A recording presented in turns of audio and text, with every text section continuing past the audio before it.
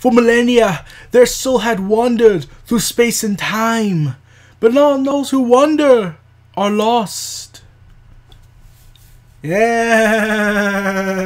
it's time we get into the Awoken Hardys 2017, my friends. And no, I'm not doing this throughout the video. I just wanted to do something a little different since we're going into this.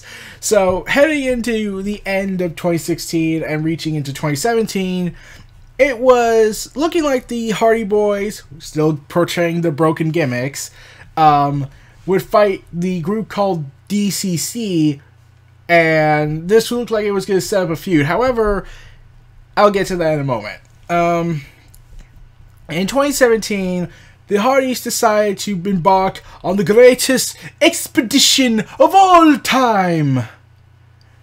The Expedition of Gold.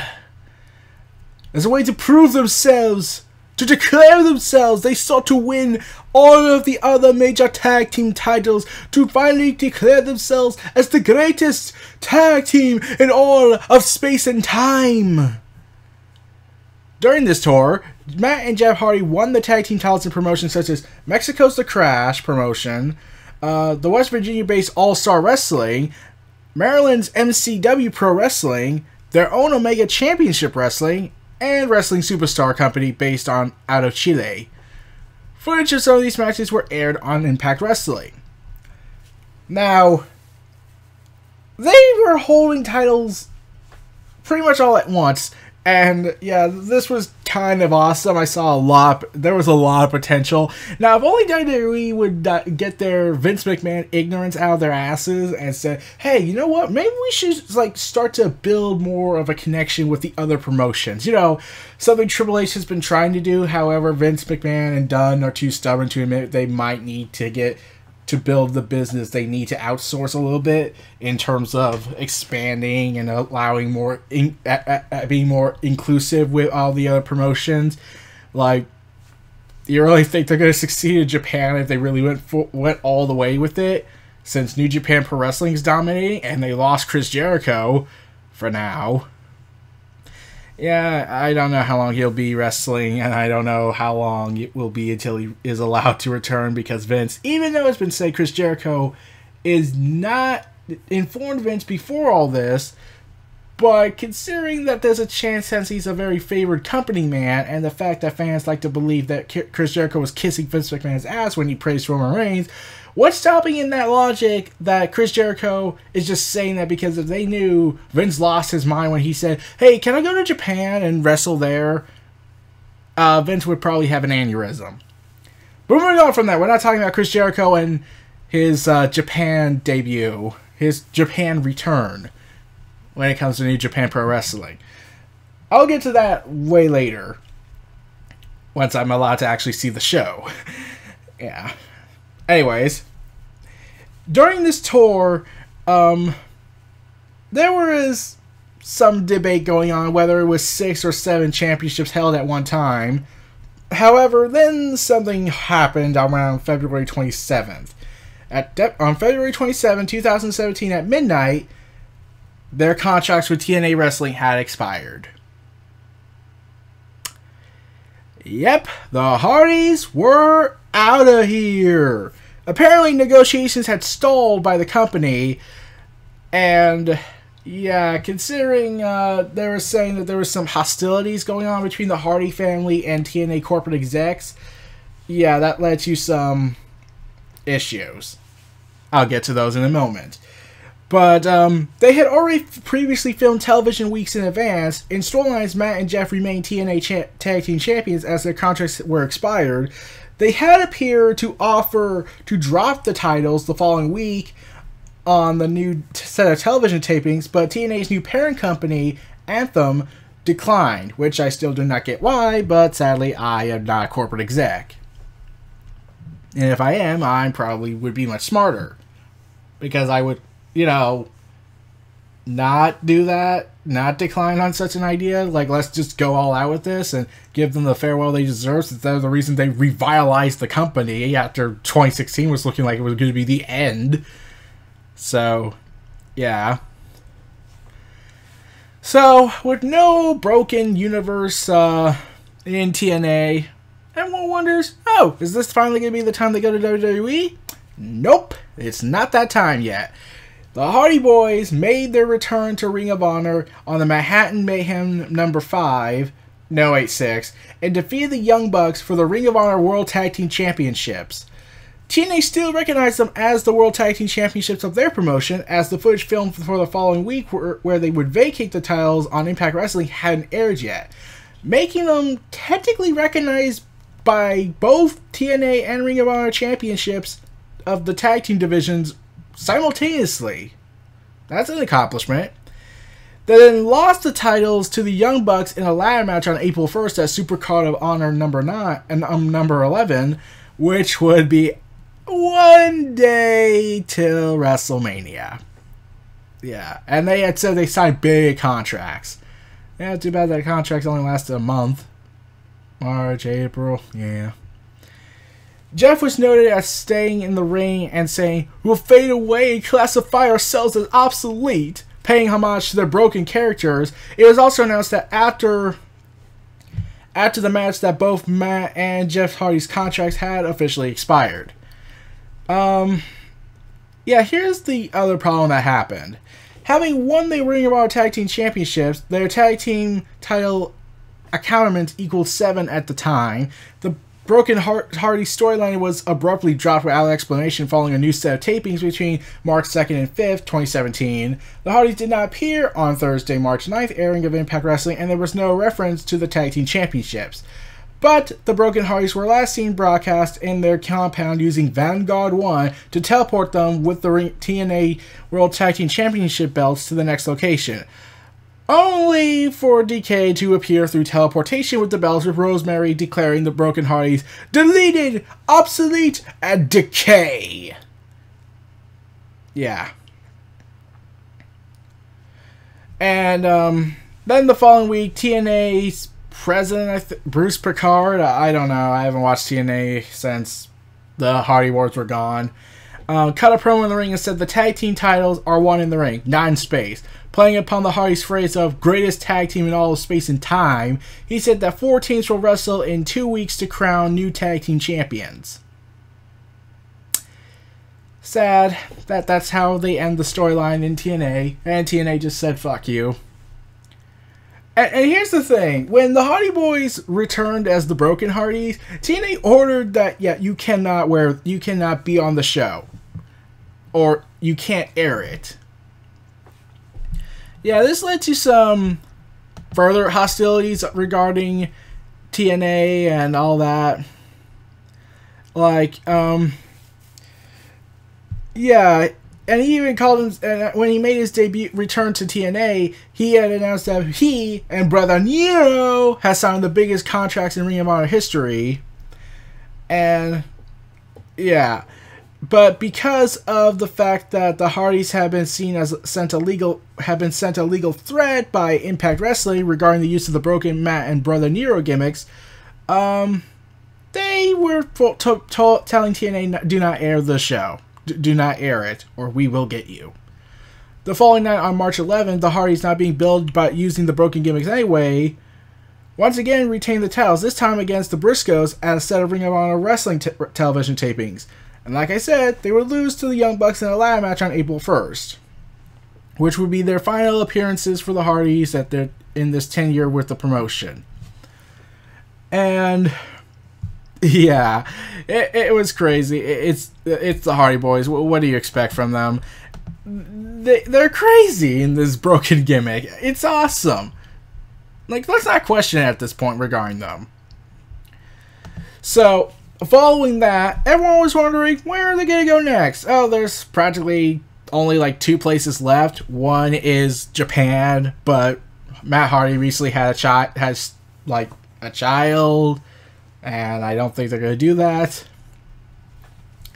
So the only one place left is sadly the place that everyone was both hoping for and yet somewhat fearing because of what would happen regarding the broken gimmicks. On April 2nd, at WrestleMania 33, the Hardy Boys made an unannounced return to WWE after the host, New Day, announced that the triple threat match triple threat ladder match for the Raw Tag Team Championships have been now changed to a fatal 4-way ladder match. And then they came out jokingly questioning, whoo, before the Hardy Boys made their entrance to the stage to a massive ovation from the crowd, leading to Michael Cole once again doing a pun, screaming out, "Things are about to be broken!" Yeah. It's annoying when Michael Cole speaks on the main roster, but I gotta hand it to that. It was a little funny. So, yeah. The Hardy Boys would ultimately win the Raw Tag Team Championships, defeating Enzo and Big Cass, Cesaro and Sheamus, and the Club. Yeah, the Club's back to square one. That's sad. And then the night after WrestleMania on Raw, they successfully defended the Raw Tag Team Championships against the Club. Afterwards, on Raw Talk, Matt mentioned that the Hardy Boys had successfully completed the Expedition of Gold after winning the Raw Tag Team Championships, even though they haven't won the SmackDown Tag Team Championships yet. At Payback, during the next few weeks, they would begin a build-up with Cesaro and Sheamus after they had won a #1 contendership match. And it was an awesome match. And Jeff Hardy, I believe, lost some teeth. Yeah. And they were attacked by Cesaro and Sheamus. After that pay-per-view, the villainous Cesaro and Sheamus would explain their actions, claiming the fans were more supportive of novelty acts from past like the Hardy Boys, who they feel didn't deserve to be in the match at WrestleMania. And subsequently at Extreme Rules, the Hardy Boys lost the titles in a steel cage match against Cesaro and Sheamus. And then, at the inaugural Great Balls of Fire! Also, originally they were considering doing a ladder match, but in between those times, they felt like, yeah, we've been tired of doing a lot of ladder matches, and we already have a Money in the Bank ladder match, too, exactly, to be made soon. So, yeah, we can't do this. Okay, move on. So, yeah. And then, like I said, at the inaugural Great Balls of Fire! The Hardy Boys and Cesaro and Sheamus fought in a 30-minute Iron Man match, which was pretty awesome. I never got into making a video. I might one day, but I just wanted to see Lesnar and Samoa Joe and Reigns' attempted murdering of Strowman. But, yeah. And then, afterwards, this is what everyone started to fear. The Hardy Boys would ultimately do nothing. Yeah, they're stuck. They can't go anywhere with this gimmick because they can't go anywhere with the nostalgia act because because we've seen it because they've been around like several times coming back, and two, people would be wondering, well, why not just go broken? Well, there's the problem. Remember how I said earlier, like in the summer, I was talking about in a podcast with a YouTuber regarding the wrestling business, especially the wrestling week. Not Alexander the Great. Man, it's been so long since I last saw that podcast. I'm trying to remember who I was talking with. Sorry. Sorry. Oh man, this is uncomfortable, isn't it? I'm trying my best to remember. I still have him on Skype. Oh god, I can't believe it. I really forgot. Man, I'm dark here. Man. Okay, sorry. I am so sorry I forgot his name. It's just been so long and we haven't really contacted each other that I just really forgot. But as I explained what my philosophy was, that I explained to him, I'll bring it up if people haven't saw the podcast in this video. I had said that why shouldn't the wrestler... Oh, wait, Mikey Mo 94, that's who. Yeah, I just looked it up again. So, sorry, Mikey Mo. Sorry. I apologize if I was delaying. So, moving on. After following this, yeah, they can't go broken, even though they kept hinting it and kept doing the delete chants and swinging their arms, shouting delete. They can't go broken because, yeah, TNA is kind of being a massive dick, and that led to my belief that why can't they just own the gimmick? Like this was my belief. Why should any wrestling company own a wrestler gimmick that they know is not going to be used ever again other than merchandise? But even then, like, even when CM Punk was still in WWE, Ring of Honor kept releasing compilation matches of CM Punk's matches in Ring of Honor and various other promotions that wasn't a televised product. So, yeah. What's stopping... And that led to me, like, thinking the wrestlers should actually own the gimmicks. Like, they should own the names at least. Because you can't... Because history has shown, and by history I mean, like, the 90s, we all know what happened there, where Kevin Nash and Scott Hall, by Jim Ross, were saying that they were coming back and whatnot. Specifically calling them Diesel and Razor Ramon. And Kevin Nash and Scott Hall didn't know what the hell was going on. The WCW execs didn't know what the hell was going on. And Kevin Nash said that WCW just gave them bigger contracts. And they signed. And sure enough, WWE made the debut of New Diesel and Razor Ramon. As Jim Ross would describe, it was like a fart in church.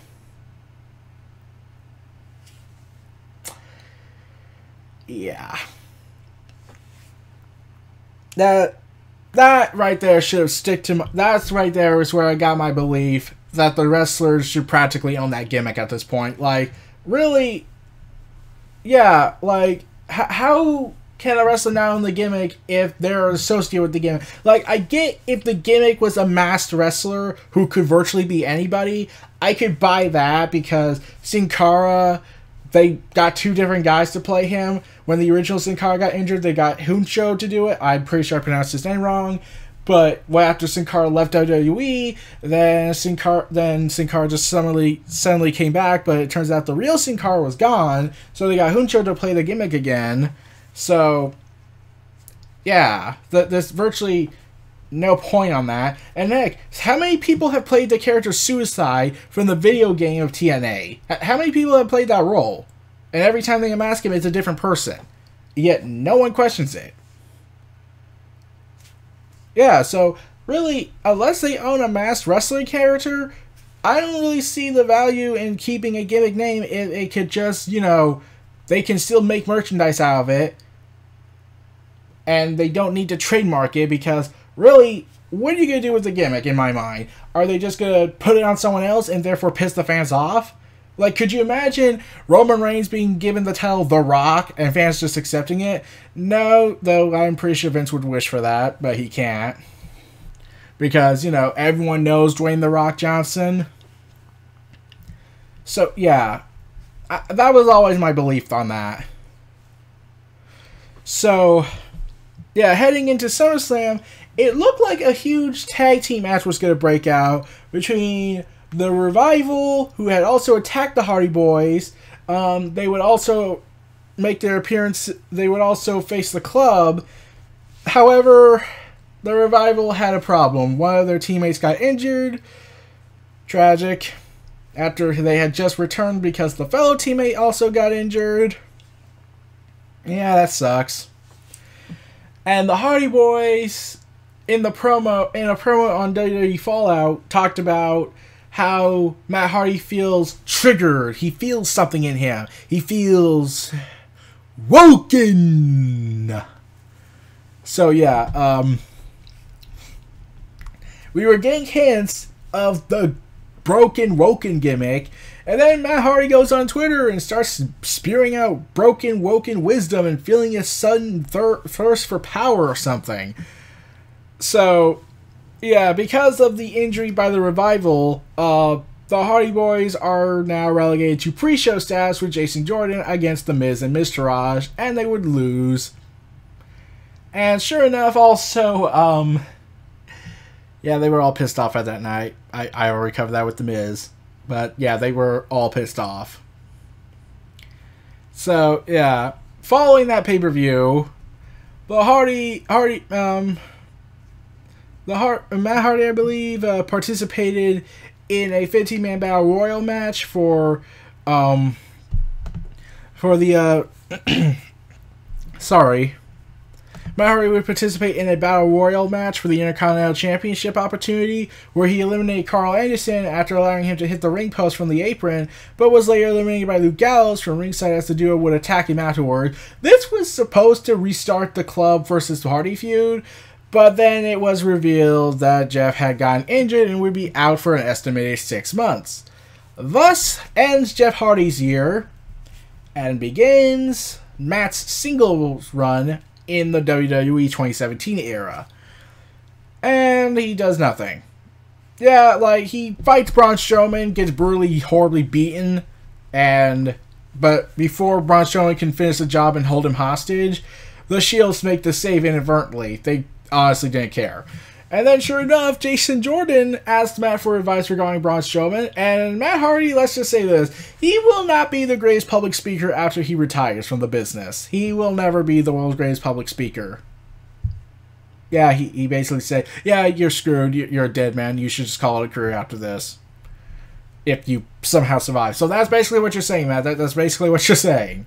Congrats, you are now the worst public speaker. Congrats. Matt Hardy would then try to avenge, you hear me? Avenge his brother by taking the Intercontinental Championship from The Miz and failing. And there was a moment I actually thought Matt Hardy was going to get the win. So at Survivor Series kickoff show, Hardy, you know, during the build-up to SmackDown vs. Raw again, Matt Hardy kept getting his ass handed to him a lot. Yeah. And he would enter a small feud with Elias, and ultimately kicked his ass and lost, who ultimately would kick Hardy's ass and lose. But afterwards, Matt Hardy in his dark rage attacked Elias the following night on Raw. Following the November 20th episode, Hardy was interviewed, ultimately saying he was reaching his breaking point. 1 week later, Matt Hardy fights Bray Wyatt. When I saw this, I thought of two things. Okay, one, if you're going to somehow convince me that TNA dropped a lawsuit or something, I'll buy it. But I was thinking, like, why give away this match on free television? Yeah, the match was not as good as it probably could be. But after the match, we just linger on Matt Hardy, sitting in the corner of the ring. And then he starts to feel something and starts shouting out, "Delete!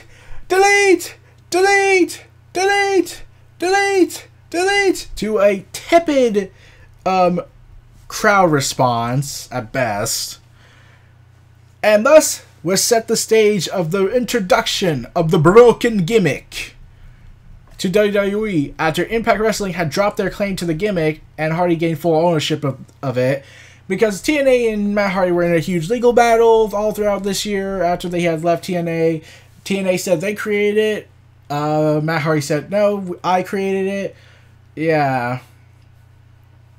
And then TNA had revealed that, yeah, we may have made a decision that let all the wrestlers keep their gimmicks. And I'm like, oh my god, you're practicing my beliefs. Okay. Okay, you get one at least tiny little point. Granted, it doesn't take back the dick moves you've been performing all throughout the year, but that's a different matter. And then Matt Hardy goes on Twitter, rants in woken wisdom and whatnot. And then finally, on December 4th, Bray Wyatt cuts a promo saying this: "Who is Matt Hardy? I know. The universe knows. But I don't think he knows." And then the stag changes and we see Matt Hardy in his broken outfit. Yes! For millennia, his soul had wandered through space and time. But not all those who wander are lost. Matt Hardy is a fool. A fool who cannot see through his own failures and insecurities and whatnot. And Matt Hardy goes ahead, continues his broken gimmick of talking with the broken accent, but then saying that due to my condition, my soul, this vessel, has the dormant inside this vessel called Matthew Hardy. But thanks to the consumer of terrestrial entities, I have been woken. And then he said, when Bray Wyatt continued speaking, he then said, Wyatt, you have left me no choice. I sentence you to deletion. And then they would both laugh maniacally to embrace the insanity. And I was like, yes, we're finally doing it, everyone. We're finally doing it. I can't wait. What's going to happen? Since I knew this was near the end of the year, I knew they wouldn't give away a match since there's no Raw pay-per-view. But the following weeks on Raw, Hardy and Wyatt would trade insults to one another via vignettes. I will admit that the woken glass and breaking it is kind of stupid. You don't need to shove the whole broken side because everyone knows what that is. And yeah, everyone was assuming Matt Hardy was going to bring someone onto the vignettes. Like, I knew it wasn't Jeff Hardy because Brother Nero was still, recovering from surgery. And I assumed, oh, maybe they got King Maxwell. We all love King Maxwell. Like, I don't think they would bring his wife on board because of her physical appearance. And Vince thinks that will scar children if they saw a woman with that thing. I don't want to say it. But anyways, speaking of Matt Hardy's wife, they kind of got very... Ruby Sky kind of got very hostile with TNA on Twitter. A lot. And even sold shirts saying fuck the owl. Yeah. But no, it's revealed that it's a goldfish he calls Napoleon. Yeah, way to ruin the hype. So yeah. And then finally on the final Raw of 2017, woken Matt Hardy attacked Bray Wyatt while he was making his entrance before starting a delete chant. Now, this, in my opinion, is the true beginning of the rebirth of the Hardy Boys. We go from the rebirth to woken. And now, soon, they will most likely bring Jeff Hardy back. I don't know if they'll do another brother versus brother feud, but I really hope that he comes back and he just goes ahead and declares himself Brother Nero. So yeah, I'm hoping for that instead of a feud. And then I was thinking, okay, Jeff Hardy's gone, and Bray Wyatt and Hardy and Matt continue this feud. How about eventually, in their fight, they come to this weird understanding, and they actually join forces? I would love that idea. I would sincerely love to see woken, broken Matt and the Eater of Worlds form a tag team. I would love that. I would seriously want to see that. So, yeah, I really hope that. And speaking of which, it's been said that after his initial debut as Woken Matt, it was revealed that apparently Vince McMahon loved the character and has said, Matt, you are now given full creative control over your character. And I was like, wait, Vince McMahon may have given a non-John Cena guy creative control? Oh god, I'm not ready for this. My heart, it cannot take it. Yeah, I'm pretty sure a lot of people were surprised when they read this report, and a lot of people were in denial, that thinking, Vince is stupid, he doesn't care. I'm like, he could just go ahead, say broken, and fans would buy it in his mind. But yeah, and regarding potential final deletion, delete or decay style vignette promos or videos. Okay, like this being said, that the first idea they're gonna do is Woken Matt Hardy invades the Wyatt compound. Did you just hear that last part I just said? The Wyatt compound? I don't want to beat around the bush, but didn't Randy Orton burn that to the ground? Like, that same year? He burned it to the ground? Set on fire, committed arson, was not arrested, was given a WrestleMania match, should not have won at WrestleMania, yet somehow did because Vince is a discriminatory asshole. At best. At worst, he's just stupid. Okay, maybe I can switch that, but that's a different matter. Why at the compound? Why not just go to House Hardy? Like, that's where all the feuds have taken. That's where both videos have taken place at. Like, you could just, okay, maybe if they go with Matt Hardy invades the Wyatt compound, and then Bray Wyatt retaliates by going to the Hardy compound. Because I would like to see Ruby Sky, King Maxwell, and Wolfgang. Yeah, that's the name. He was born on June 8th. Congratulations to Matt and Ruby. I was like, Wolfgang Xander Hardy. Okay. I'm not judging. I'm not judging. So, yeah, like, I don't think they'll ever do King Maxwell versus somebody because that would be crazy. But, yeah, it would be kind of funny if they just got a jobber to lose. Like, they could have gotten James Ellsworth for that, to fight a kid and ultimately fall to his knees and cry. But, yeah, King Maxwell versus James Ellsworth could have been something. Also, apparently on Vanguard 1, who has a Twitter account, yeah, just embrace the madness. That's what I've decided to do. He's apparently in the process of rebooting, which means Vanguard 1 has returned soon among us. It is the second coming of Vanguard 1, everybody. Everybody, we must cheer for this momentous occasion. So yeah, and during the end of December, WWE announced stupidly 205 Live tours, 205 Live events. I could really go into that, but I seriously don't want to.